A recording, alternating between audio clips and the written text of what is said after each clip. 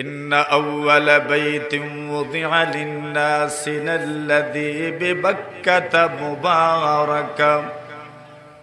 মুবারাকান ওয়া হুদাল লিল আলামিন। আল্লাহ বলেন, সর্বপ্রথম ঘর যেটা এই দুনিয়াতে নির্মিত হয়েছে সেই ঘর কার ঘর? জোরে বলে, আল্লাহর ঘর। মানে আল্লাহর ঘর, আল্লাহর ঘর মানে মসজিদ।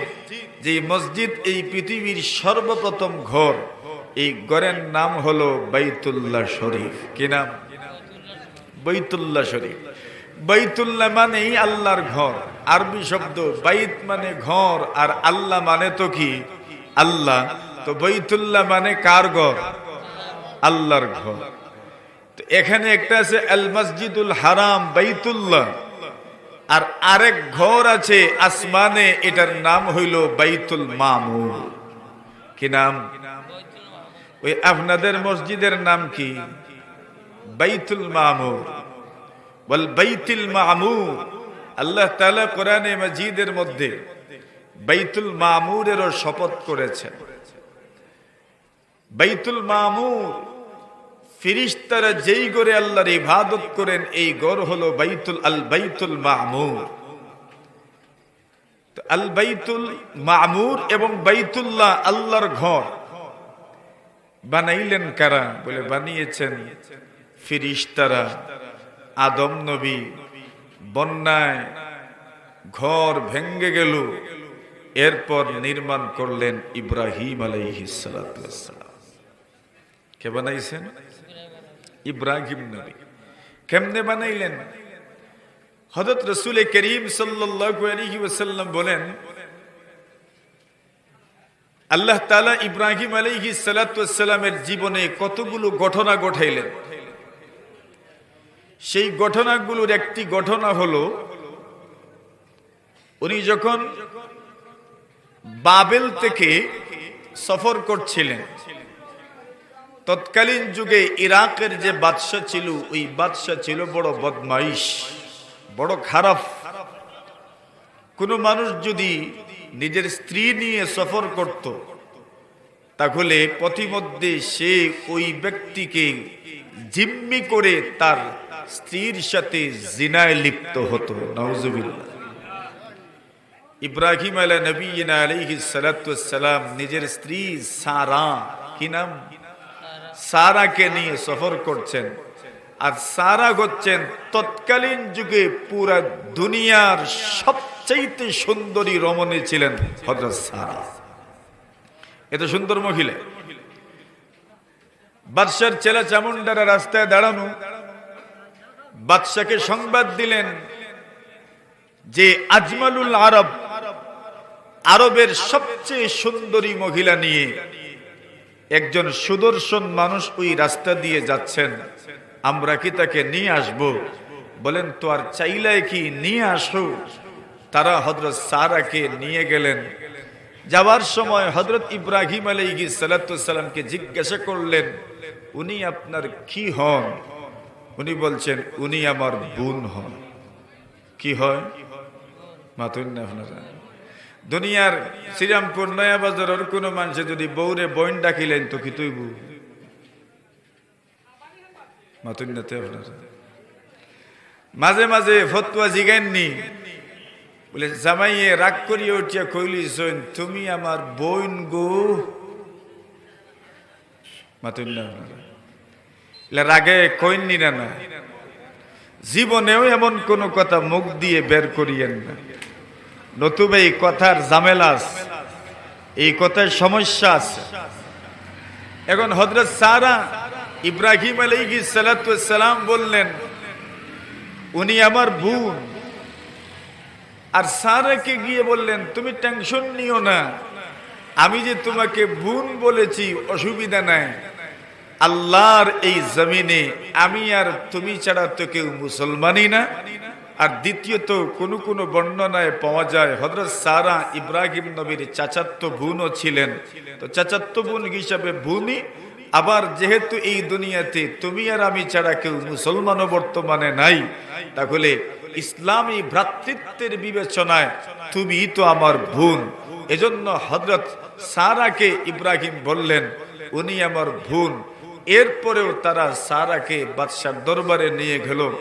বাদশা যখন লুলুপ দৃষ্টিতে সারার সঙ্গে জিনা করার জন্য হাত বাড়ালো, আল্লাহ তাআলা হযরত সারার কারামত প্রকাশ করেছেন। সাথে সাথেই এই বাদশার হাতে প্যারালাইজ হয়ে গেল। হাত এমন ভাবে কাঁপতে শুরু করলো, সামনের দিকে আর বাড়াতেই পারে না, নিজেও সামনের দিকে অগ্রসর হতে পারে না। আল্লাহর বান্দা চিন্তা করলো, এই কঠিন পরিস্থিতি থেকে ওই মহিলা যদি দুয়া না করে তাহলে আমার ওই পরিস্থিতি থেকে বের হয়ে আসার কোনো সুযোগ নাই। নিরুপায় হয়ে সারার সামনে কান্নারত অবস্থায় বললেন, আমি মাফ চাই তোমার কাছে, তুমি আমার জন্য দোয়া করো, আল্লাহ যেন আমার অবস্থার পরিবর্তন করে দেন। হযরত সারা আল্লাহর কাছে দোয়া করলেন, আল্লাহ তাআলা তাকে সুস্থ করে দিলেন। সুস্থ হওয়ার পরে আবার সারার দিকে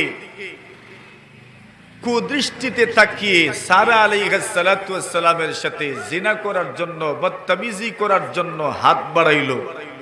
আল্লাহ পাক আবার তার হাত অবশ করে দিলেন। আবার সারার কাছে নিরুপায় হয়ে দোয়া চাইল। সারা দোয়া করলেন, আল্লাহ তাকে সুস্থ করলেন। আবার সে সুস্থ হওয়ার পরে সারার সাথে সব ধরনের বদতমিজি করার চেষ্টা করলো। আবার তার হাত অবশ হয়ে গেল। নিরুপায় হয়ে সারার সামনে আত্মসমর্পণ করে দোয়া চাইল। দোয়া করলেন, আল্লাহ সুস্থ করে দিলেন। এইবার বিরক্ত হয়ে বাদশা বলে, যাও একে নিয়ে আমার সামনে থেকে। মানুষ লইয়া আইছো না শয়তান লইয়া আইছো? সুবহানাল্লাহ। মানুষ লইয়া আইছো না জিন্নাত লইয়া আইছো? এর দিকে হাত বাড়াইলেই হাত অবশ হয়ে যায়। এটা মানুষ না জিন্নাত মনে হয়। সুবহানাল্লাহ। সারা চলে গেলেন। ইব্রাহিম নবী তো পেরেশান, কি হচ্ছে ভিতরে। হযরত সারা বললেন, কিছুই হয় নাই, আল্লাহ আমার পবিত্রতা রক্ষা করেছেন। বাদশা সারার এই কারামত দেখে হাজেরাকে হাদিয়া দিলেন। সুবহানাল্লাহ। কারে হাদিয়া দিছেন? বুঝা যায়নি মা না আওয়াজ কম বুঝা যায়? পুরা বুঝা যায়। কারে হাদিয়া দিছ? হাজেরারে। ফাআখদামাহা, হাজার, হাজারাকে হাদিয়া দিলেন। এখন প্রশ্ন হইল, হাজেরা কি ছিলেন? স্বাধীন কোন মহিলা নাকি বাদী ছিলেন, দাসী ছিলেন? মুফাসসিরিনে কেরাম এবং মুহাদ্দিসিনে কেরামদের বেশিরভাগের মত হলো হযরত হাজেরা শুধু স্বাধীন মহিলাই ছিলেন না, কেউ তো বলছেন হযরত হাজেরা বাদশার মেয়ে ছিলেন, শাহজাদি। তো শাহজাদিকে হাদিয়া দিলেন। সারা হাজেরাকে নিয়ে আসলেন। বয়স তো কম হইল না। হযরত ইব্রাহিমের ঘরে কোনো সন্তান নাই, সারার ঘরে সন্তান নাই। সারা আর ইব্রাহিম দম্পতির ঘরে এখন পর্যন্ত কোনো সন্তান নাই। সন্তান যেহেতু নাই, স্বামীর মনে মনে একটা সন্তান যদি হইতো, স্ত্রীরও মনে মনে একটা সন্তান যদি হইতো, কতই না ভালো ছিল। কিন্তু সন্তান তো আর হয় না। সারা নিজের থেকে প্রস্তাব দিলেন, আমাকে বাদশাহ যেই হাজেরা, যেই বালিকাকে হাদিয়া দিয়েছেন, আমি ওই বালিকার সাথে আপনাকে বিয়ে পড়াইয়া দিতে চাই। সুবহানাল্লাহ বলেন। বিয়ে হই যায় আর সুবহানাল্লাহর আওয়াজে বোঝা যায় কোনো খুঁজই নাই আপনারা। আরো জোরে সোরে। হযরত হাজেরা উনি বালিকা, তাও হাদিয়াকৃত। কেউ তো বলছেন শাহজাদি, কেউ তো বলছেন স্বাধীন একজন মেয়ে, উনাকে হাদিয়া দিয়েছেন। সারা বলেন, আমি হাজেরাকে আপনার সাথে বিয়ে পড়াইয়া দিলাম। আপনার স্ত্রী হচ্ছেন হাজেরা। আল্লাহ পরওয়ারদিগারে আলম এই হাজেরার গড়েই ইব্রাহিম নবীর প্রথম সন্তানের জন্ম দিলেন। বলেন নাম? মাশাআল্লাহ। কি নাম? হযরত ইসমাঈল আলাইহিস সালাতু ওয়াস সালাম। কিতা মনে করেন আপনারা? সারার ঘরে এতদিন থেকে সন্তান নাই, আর হাজেরাকে যাকে উনি বিয়ে পড়াইয়া দিলেন ওই হাজেরার ঘরে সন্তান। মহিলা হিসাবে একটু না হইলেও মনে মনে কিছু আশার কথা নিনা না, মনে মনে তো একটু আসলো, আরে আমার একটা সন্তান হইল না আর হাজেরার ঘরে সন্তান হইল। মনে মনে একদিকে তো আল্লাহর শুকরিয়া আদায় করছেন, কিন্তু শেষ পর্যন্ত নারী তো আর নিজের অসম্পূর্ণতার কথা তো সবসময়ই স্মরণ হয়। কার না স্মরণ হয়? সবারই তো স্মরণ হয়। যদিও অন্যের এই প্রাপ্তির ব্যাপারে হিংসা নাই, কিন্তু নিজের অপ্রাপ্তির একটা কষ্ট আছে না নাই? নিজের অপ্রাপ্তির একটা কষ্ট তো আছে। অন্যের প্রাপ্তির ব্যাপারে কোনো হিংসা থাকে না, কোনো হিংসা নাই, কোনো হিংসা নাই মনে করেন, কিন্তু নিজের অপ্রাপ্তি, নিজের অসম্পূর্ণতার একটা দুঃখ আছে না নাই? একটা দুঃখ আছে। সারার মনটা আগে তো ছিলেন আচ্ছা সন্তান নাই, ইব্রাহিমও বাপ না আমিও মা না, এখন উনি তো মা ঠিকই না, ইব্রাহিম তো কি হয়ে গেলেন? বাবা হয়ে গেলেন। সারা পড়ে গেলেন একা। তো কি হলো? হযরত সারা এই অবস্থা থেকে যেন নিজেকে বের করে নিয়ে আসতে পারছেন না, সব সময় মনক্ষুণ্ণ দেখা যায়। আর ওই সময়ই আল্লাহর পক্ষ থেকে হুকুম আসলো, ও ইব্রাহিম, তোমার সন্তান এবং তোমার স্ত্রীকে আর তুমি তোমার এলাকায় রেখো না, ইরাকে রেখো না, বাবেলে রেখো না, বরং তুমি তোমার সন্তান আর তোমার স্ত্রী সহ হিজরত করো। সুবহানাল্লাহ। কি করো? হিজরত করো। হিজরত করবেন কোথায়? আল্লাহ জায়গাও বললেন না, বলে অমুক জায়গায় হিজরত করো, বললেন সফর করতে থাকেন, করতে থাকেন, করতে থাকেন, করতে থাকেন। ওনারাও আল্লাহর নামে সফর শুরু করলেন। সাথে আর কি বা ছিল? একটা ব্যাগের মধ্যে, থলির মধ্যে কিছু খেজুর ছিল, আর একটা পানির পাত্রে কিছু পানি ছিল, বাস এতটুকুই। যেতে যেতে যেতে যেতে মক্কাতুল মুকাররমা। সুবহানাল্লাহ। কোন জায়গায়? কোন জায়গায়? মক্কা মুকাররমা। যেই মক্কা মুকাররমা আল্লাহর ঘরের তাওয়াফ করার জন্য পুরা দুনিয়া থেকে হাজী সাহেবানরা হজের উদ্দেশ্যে রওনা করছেন। আল্লাহ তাদের হজকে যেন কবুল করেন, বলেন আমিন। সেই মক্কাতুল মুকাররমায় আল্লাহর হুকুমে হাজেরা আর ইসমাইলকে রেখে আসবেন। এখনো ইসমাইল কুলের শিশু, দুধের শিশু, দুধ পান করেন, কুলে থাকেন, হাঁটতে পারেন না, বসতেও পারেন না। হযরত হাজেরা আর ইসমাইলকে দুজনকে রেখে আসবেন আল্লাহর ঘরের পাশে। রেখে তো আসছেন আল্লাহর ঘরের পাশে, দূরে একটা টিলার মধ্যেই আল্লাহর ঘর। ওইটা ওই দিন পর্যন্ত ঢাকা ছিল মাটি দিয়ে। আর একটু দূরেই এক পাহাড়ের পাদদেশে হযরত হাজেরা এবং ইসমাইলকে রেখে আসলেন। আল্লাহ পরওয়ারদিগারে আলমের হুকুমে ইব্রাহিম নবী তো চলে আসছেন। পিছন থেকে হাজেরা জিজ্ঞাসা করলেন, যাও হো। সুবহানাল্লাহ। কইন না আপনারা তো ইয়া যাও গো। হযরত ইব্রাহিম আলাইহিস সালাতু সালাম আর কোনো উত্তর দেন না। হাজেরা মনে মনে ভাবেন, স্বামী উত্তর দেন না কেন, যাচ্ছেন কোথায়, আর রেখে যাচ্ছেন আমাদেরকে এমন এক জায়গায় যেখানে পানিও নাই, মানুষও নাই, কিচ্ছুই নাই, এমন একটা স্থানে রেখে যাচ্ছেন, বাস একটা গাছের নিচে আমাদেরকে রেখে যাচ্ছেন। জিজ্ঞাসা করলেন কোথায় যাচ্ছেন, উনি কোনো উত্তর দেন না। আইনা তাযহাবু ওয়া তাতরুকুনা, যাচ্ছেন কোথায়, আর এমন একটা ভূমির মধ্যে আমাদেরকে রেখে যাচ্ছেন যে স্থানে কোনো মানুষ নাই, কোনো মানুষ নাই, গাছ নাই, পানি নাই, কিছুই নাই, কোনো উদ্ভিদ নাই, কোনো গাছ নাই, কোনো পানি নাই, কোনো মানুষেরও বসবাস নাই, এমন একটা স্থানে আপনি আমাদেরকে রেখে যাচ্ছেন। ইব্রাহিম নবী কোনো উত্তর দেন না, পিছনে ফিরে তাকানো না। এমন সময় হাজেরা আলাইহিস সালাতু ওয়াস সালাম ইব্রাহিম নবীকে ডাক দিয়ে বলেন, ওগো আল্লাহর নবী ইব্রাহিম, আপনি যে আমাদেরকে রেখে যাচ্ছেন ওইটা কি আপনার মন মতো, আপনার মনের চাওয়ায় রেখে যাচ্ছেন নাকি আল্লাহর হুকুমে রেখে যাচ্ছেন? এমনিতে ইব্রাহিম আলাইহিস সালাতু ওয়াস সালাম জবাব দেন, আমার মন মতো রেখে যাচ্ছি না, বরং আমি আমার মহান আল্লাহর হুকুমে রেখে যাচ্ছি। কার হুকুমে? আচ্ছা, এই কথাটা শোনার পরে হযরত হাজেরার প্রতিক্রিয়াটা কেমন ছিল? হাজেরা জবাব দিলেন, আল্লাহর হুকুমেই যদি রেখে যান তাহলে যাইতে থাকেন, কোনো অসুবিধা নাই, আল্লাহ আমাদেরকে ধ্বংস করবেন না।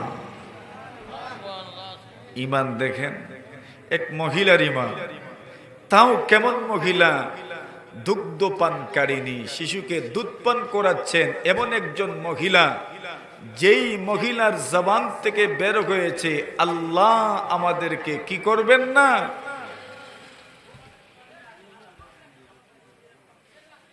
কোন এখন থেকে কালেকশন করতাম না পরে।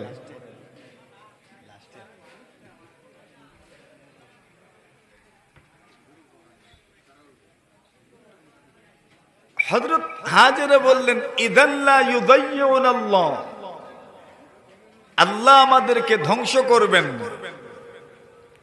তো আল্লাহ ধ্বংস করবেন না, ইয়াকিন তো দেখেন, বিশ্বাস তো দেখেন, ঈমান তো দেখেন, একজন মহিলার ঈমান, তাও কুলের শিশু সাথে। ইব্রাহিম আলাইহিস সালাতু ওয়াস সালাম বলেন, আমি আল্লাহর হুকুমে রেখে যাচ্ছি। হযরত হাজেরা বলেন, আল্লাহ পাক আমাদেরকে ধ্বংস করবেন না। ইব্রাহিম তো বুকে পাথর বেঁধে চলে এসেছেন, কিন্তু সন্তানের মহব্বত সব বাবার অন্তরে আছে না নাই? সব বাবার অন্তরে আছে। আর স্ত্রীর মহব্বত স্বামীর অন্তরে আছে না নাই? দেখে যাচ্ছেন জনমানবহীন এলাকায় হযরত ইব্রাহিম আলা নবিয়িনা আলাইহিস সালাতু ওয়াস সালাম একটু দূরে যাওয়ার পরই পাহাড়ের অপর পাশে গেলেন। ওই দিক থেকে আর হাজেরাকে দেখা যায় না, সন্তানকেও দেখা যায় না। এইবার ইব্রাহিম আলাইহিস সালাতু ওয়াস সালাম চেহারাটা ফিরাইলেন আর দোয়া করলেন, আয় আল্লাহ, আমি আমার পরিবার পরিজন, আমার সন্তান, আমার স্ত্রী এমন একটা এলাকায় রেখে যাচ্ছি যে এলাকাতে কোনো উদ্ভিদ নাই, কোনো ঘাস নাই, কোনো গাছ নাই, কোনো ফল ফসল নাই, কোনো মানুষ নাই। এমন একটা এলাকায় আমার সন্তান আর আমার স্ত্রীকে আমি রেখে যাচ্ছি। কেন রেখে যাচ্ছি? একমাত্র কারণ হলো রব্বানা লিয়ুকিমুস সালাম। এদেরকে এই জনমানবহীন এলাকায় রেখে যাওয়ার একমাত্র কারণ হলো এরা যেন নামাজ প্রতিষ্ঠা করার জন্য এরা যেন কি করতে পারে, নামাজ প্রতিষ্ঠা করতে পারে। এইবার নামাজ তো প্রতিষ্ঠা করবেন, তো নামাজ কি এমনিতেই প্রতিষ্ঠা করতে পারবেন? এদের থাকা খাওয়ার ব্যবস্থার দরকার আছে না নাই? থাকা খাওয়ার ব্যবস্থার দরকার আছে। ইব্রাহিম আলাইহিস সালাতু ওয়াস সালাম দোয়া করলেন, আয় আল্লাহ, দুনিয়ার বিভিন্ন অঞ্চলের মানুষদেরকে আপনি মক্কায় বসবাস করার জন্য এদেরকে মানসিকভাবে আপনি প্রস্তুত করে দেন। নামাজ তো আর এক পরিবারে হবে না, নামাজ প্রতিষ্ঠা করতে হলে তো একটা বসতির দরকার, একটা এলাকার দরকার, একটা আবাদির দরকার, একটা অঞ্চলের দরকার, কতগুলো ঘরের দরকার, একটা সমাজের দরকার, তবেই তো নামাজ প্রতিষ্ঠিত হবে। তো সমাজ তো আগে প্রতিষ্ঠিত হতে হবে। ওই দোয়া করলেন, আল্লাহ বিভিন্ন অঞ্চলের মানুষদেরকে আপনি এই মক্কা দিকে আসার জন্য মানসিকভাবে আপনি প্রস্তুত করে দেন। আল্লাহর কাছে দোয়া কবুল হয়ে গেছে। সুবহানাল্লাহ। আচ্ছা, শুধু মানুষের দাওয়াত দিলেই হইব না, মানুষের থাকা খাওয়ার ব্যবস্থাও লাগবে। দোয়া করলেন, আল্লাহ এই শহরটাকে শান্তির শহর বানায়া দেন, আর এই শহরে যারা বসবাস করার জন্য আসবে আপনি তাদেরকে ফল মূলের রিজিক দান করেন। সুবহানাল্লাহ। ওই দোয়া হইল, ফলের রিজিক দিয়েন আল্লাহ, শান্তির শহর বানায়া দিয়েন, অশান্তি যেন না হয়, বসবাস করতে যেন কষ্ট না হয়। দোয়া করলেন ইব্রাহিম নবী, দোয়া কবুল নিনা না? মাতন্না আপনারা দোয়া কবুল নিনা না। এজন্য উলামায়ে কেরাম মুরব্বী আমাদের প্রত্যেকের জন্য দোয়া করা দরকার, আল্লাহ আমাদের দেশকে যেন শান্তির দেশ বানায় দেন। কিসের দেশ? শান্তির দেশ। দেশে যদি শান্তি থাকে না তো বসবাস করার উপযোগী থাকে না। শান্তি হইল বসবাসযোগ্য শহরের প্রথম বৈশিষ্ট্য হচ্ছে এই শহরে শান্তি থাকতে হবে, নিরাপত্তা থাকতে হবে। হযরত ইব্রাহিম নবী দোয়া করেছেন, আল্লাহ নিরাপত্তার শহর বানায়া দেন, শান্তির শহর বানায়া দেন। আল্লাহ শান্তির শহর বানিয়েছেন, নিরাপত্তার শহর বানিয়েছেন। এক হাজেরা আর এক ইসমাইল, আল্লাহ তাআলা তাদেরকেও তো নিরাপত্তা দান করেছেন। সুবহানাল্লাহ। কে? আল্লাহ নিরাপত্তা দিয়েছেন। হাজেরা আর হযরত ইসমাইল, এখন পানি যা ছিল তাও শেষ, খেজুর যা ছিল তাও শেষ। হযরত ইসমাইলের পানির পিপাসা এই পরিমাণ লেগেছে, কিতাবুল আম্বিয়ার মধ্যে ইমামে বুখারী রাহমাতুল্লাহি আলাইহি হযরত ইব্রাহিম আলাইহিস সালাতু ওয়াস সালামের আলোচনায় এই হাদিস উল্লেখ করেছেন। হযরত ইসমাইল আপনার পেট গেলা কই আমরার ভাষায়, এটা সহজে আমরা বুঝতাম পারমু। আমরা ছোট ছোট গুরু তাইনতে কিতা দেন মাথুন না আপনারা বলছেন, ইয়াতালাওয়া, যেন উনি মাটিতে কামড় দিয়ে আছেন পেটের খিদায় অথবা পানির পিপাসায়। মায়ের তোমার সহ্য হয় না, মা এক পাহাড় থেকে আরেক পাহাড়ে দৌড়াদৌড়ি শুরু করলেন। সাফা পর্বতের চূড়ায় গেলেন, দেখতে লাগলেন কোনো দিকে কোনো মানুষ দেখা যায় কিনা। কোনো মানুষ কি আর খুঁজে পান না। নামলেন, মারুয়া পর্বতে গেলেন, দেখলেন কোনো মানুষ পাওয়া যায় কিনা, এখানেও কোনো মানুষ নাই। হযরত হাজেরা আবার নামলেন, 7 চক্কর দিলেন 2 পাহাড়ের মধ্যখানে। এজন্য হযরত হাজেরার ওই আমলটাকে আল্লাহ কিয়ামত পর্যন্ত স্মৃতি হিসাবে রেখে দিলেন। হাজী সাহেবানরা হজে গেলে এই 2 পাহাড়ের মধ্যখানে 7 চক্কর দেন। কত চক্কর? 7 চক্কর। হযরত হাজেরার ওই আমলটা আল্লাহর কাছে এত পছন্দ হইছে, আমলটাকে আল্লাহ তাআলা স্মৃতি হিসাবে রেখে দিলেন। হাজেরা 7 চক্করের পরে যখন ইসমাইলের কাছে আসলেন, আসার পরেই দেখেন ইসমাইলের কাছেই একজন ফেরেশতা উপস্থিত। আর জোরে কোন আল্লাহর ফেরেশতার আইন নেই মাতুন না আপনারা। ইন্নাল্লাযীনা ক্বালু রাব্বুনাল্লাহ সুম্মা ইসতাকামু তাতানাজ্জালু আলাইহিমুল মালাইকাতু আল্লা তাখাফু ওয়া লা তাহজানু ওয়া আবশিরু বিল জান্নাতিল্লাতী কুনতুম তুআদুন। আল্লাহ বলেন, নিশ্চয়ই যারা বলে আমাদের রব আল্লাহ, সুম্মাস্তাকামু, এর উপর অটল থাকেন, অবিচল থাকেন, এদের কাছে সাহায্যের জন্য কে আসেন? আল্লাহর ফেরেশতারা আসেন। সুবহানাল্লাহ। হযরত হাজেরা গিয়ে দেখেন ফেরেশতা ডাক দিয়ে বলছেন, ও আল্লাহর বান্দি হাজেরা, টেনশন করিয়েন না, আল্লাহ আপনার হেফাজত করবেন। এরপরেই ওই ফেরেশতা নিজের পায়ের গোড়ালি দিয়ে অথবা অন্য যে কোনো অঙ্গ দিয়ে এখানে একটু নাড়াচাড়া করলেন, এমনিতেই জমজম নামক কূপ আবিষ্কার হয়ে গেল। কোন কুয়া? জমজম কুয়া। জমজমের পানি সকলেই পান করতে চায়। আল্লাহ এই পানির মধ্যে বৈশিষ্ট্য রেখেছেন, এই পানি শুধু পিপাসা দূর করে না, এই পানিয়ে পেটের বুকও মরে। এমন এক পানি জমজম পানি। আচ্ছা, জমজম পানি বের হচ্ছে কুয়ার থেকে, ফোয়ারার মতো পানি বের হচ্ছে। আচ্ছা, কোন চাই আপনারা? এমন ভাবে যদি পানি বের হয় আর আমরা যদি দেখি তো খরমুখিত আমরা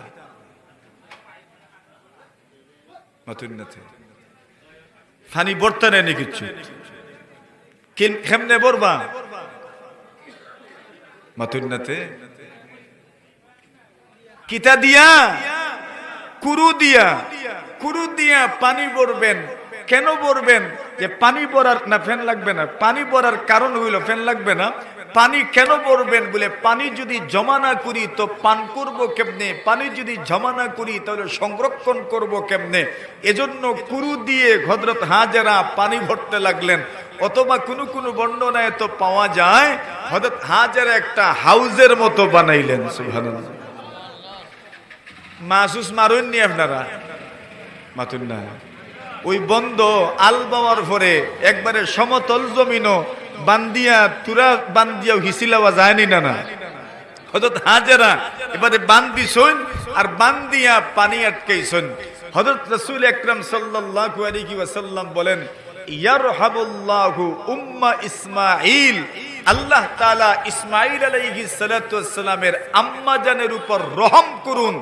লাউলাম তাগরিব, হযরত ইসমাঈলের আম্মা যদি কুরুবরে যদি উনি পানি সংরক্ষণ না করতেন, লাকানাত জামজামু আইনান মাইনা, আল্লাহর রাসূল বলেন তো জমজম নামক কূপ আর কুয়া থাকতো না, জমজম প্রবাহমান ঝর্ণা হয়ে যেত,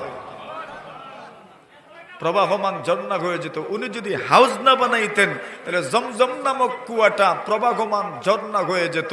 হযরত হাজেরা হাউজের মতো বানাইছেন, হযরত হাজেরা কুরুবরে পানি সংরক্ষণ করেছেন, এজন্য জমজম কূপ এখন কুয়াই রয়ে গেছে। যদি এটা করতেন না তো জমজম নামক কূপটা কি হয়ে যেত? একবারে প্রবাহমান ঝর্ণার মতো হয়ে যেত। এটা আল্লাহর হুকুমি করছেন, ভালোই করছেন। সব রাত যদি সবে কদর হয়ে যেত তো সবে কদরের আর কোনো ইজ্জত থাকলো নেনি,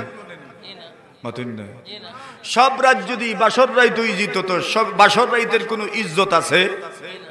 সব রাত যদি সবে কদর হয়ে যায় তো সবে কদরের কোনো ইজ্জত থাকবো? সব রাত্র যদি সবে বরাত হয়ে যায় তো সবে বরাতের কোনো ইজ্জত থাকবে? সবে বরাতের কোনো ইজ্জত থাকবে না। এজন্য আল্লাহ তাআলা এক এক রজনীতে এক এক সওয়াব রেখেছেন, এক এক সময় এক এক সওয়াব রেখেছেন, এক এক সময়ের এক এক মূল্য আল্লাহ দিয়েছেন, এক এক সময়ের এক এক প্রভাব আছে, এক এক সময়ের এক এক বৈশিষ্ট্য আল্লাহ তাআলা রেখেছেন। জমজম নামক কূপের এক বৈশিষ্ট্য আছে, জমজম নামক কুয়া আল্লাহ তাআলা এটাকে কূপের মধ্যে রেখে দিয়েছেন। কেন? এই পানির আলাদা বৈশিষ্ট্য আছে না নাই? আলাদা, এটা আল্লাহরই হুকুম। কার হুকুম? হযরত হাজেরা পানির ব্যবস্থা হইল, ইসমাইল পানি পান করলেন, হাজেরাও পানি পান করলেন। ঘটনা এই পর্যন্ত তো এই রকম। এরপরেই হযরত হাজেরা আলাইহিস সালাতু ওয়াস সালামের ইসমাইল আলাইহিস সালাতু ওয়াস সালামকে বিয়ে করানোর জন্য চেষ্টা ফিকির করতে লাগলেন। বিয়ে করাইবেন, ফাতলি তো দরকার। আল্লাহু আকবার।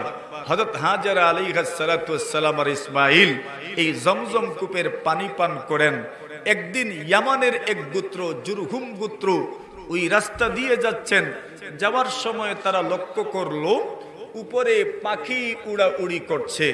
তাদের মনে মনে আসলো পাখি যখন উড়াউড়ি করছে তো নিশ্চিত এই জায়গায় ফানি আছে। সুবহানাল্লাহ। এরা মনে মনে বলে, জীবনে কতদিন এই রাস্তা দিয়ে গেলাম, একটা দিনও আকাশে পাখি উড়াউড়ি করতে দেখি নাই। পাখি তো সেখানেই উড়াউড়ি করে যেখানে পানি আছে। এখানে পানি আসলো কোথা থেকে? লোক পাঠালো, দেখো পানি আছে কিনা। লোকজন গিয়ে অনুসন্ধান করে দেখলো জমজম কুয়ার পানি, পাশেই হাজেরা বসা। হাজেরার কাছে তারা বলল, আপনি এখানে বসবাস করছেন একা একা, আমরাও এখানে বসবাস করতে চাই, আপনি যদি আমাদেরকে অনুমতি দেন।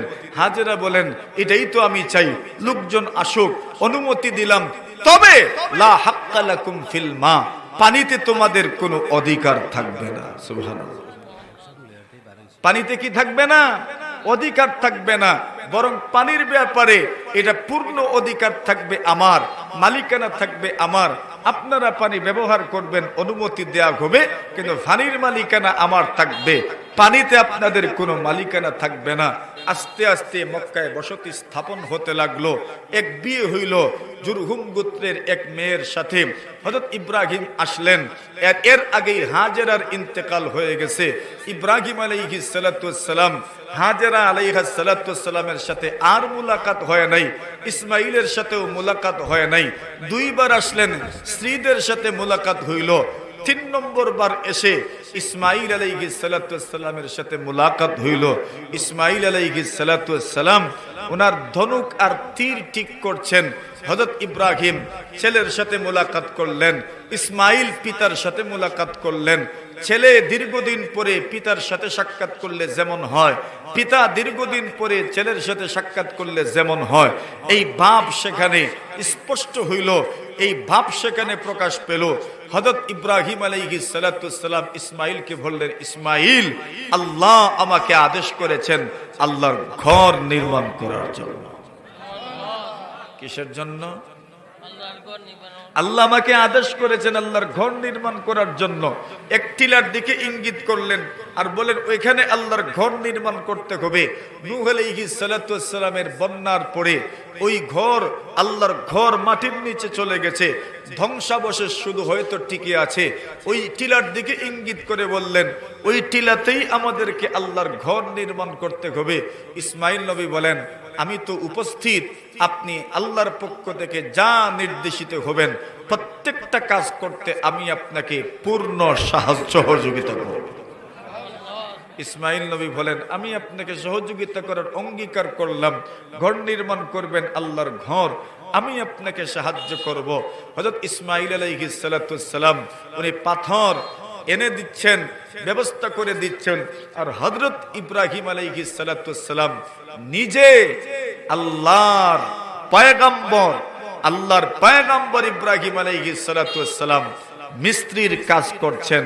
আস্তে আস্তে আল্লাহর ঘর নির্মাণ করতে লাগলেন।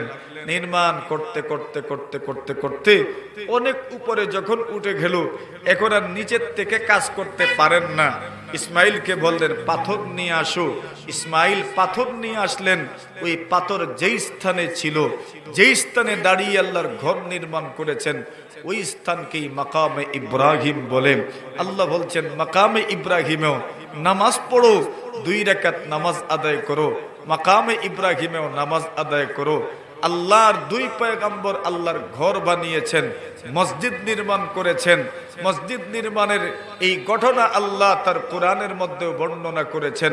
ওয়া ইয ইয়ারফাউ ইব্রাহিমুল কাওয়াইদা মিনাল বাইতি ওয়া ইসমাঈল। আল্লাহ বলেন, হে রাসূল, স্মরণ করুন সেই দিনের কথা যেই দিন ইব্রাহিম এবং ইসমাঈল আল্লাহর ঘরের স্তম্ভ কুঠি সমুন্নত করেছিলেন।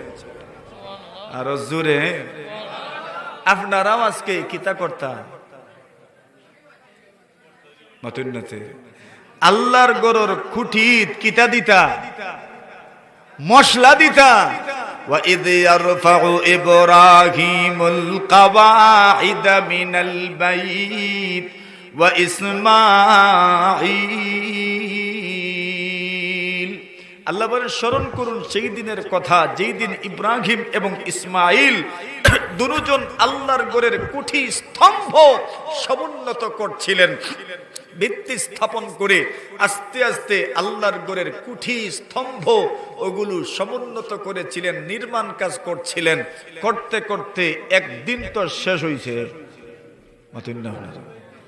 একদিন তো শেষ হয়েছে, এমন তো না যে একদিনেই শেষ, এটা তো সম্ভবই না। একদিন তো শেষ হয়েছে। শেষ হওয়ার পরে দুজন আল্লাহর কাছে দোয়া করলেন, রব্বানা তাকাব্বাল মিন্না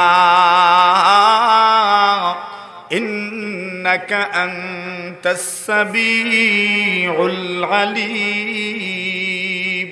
আল্লাহর ঘর নির্মাণ করে যখন সম্পূর্ণ করলেন, দুজন আল্লাহর কাছে দোয়া করলেন, আল্লাহ আমাদের এই আমলটা মেহেরবানি করে আপনি কবুল করে নেন। অহংকার করছেন না কবুলের দোয়া করছেন? কিসের দোয়া?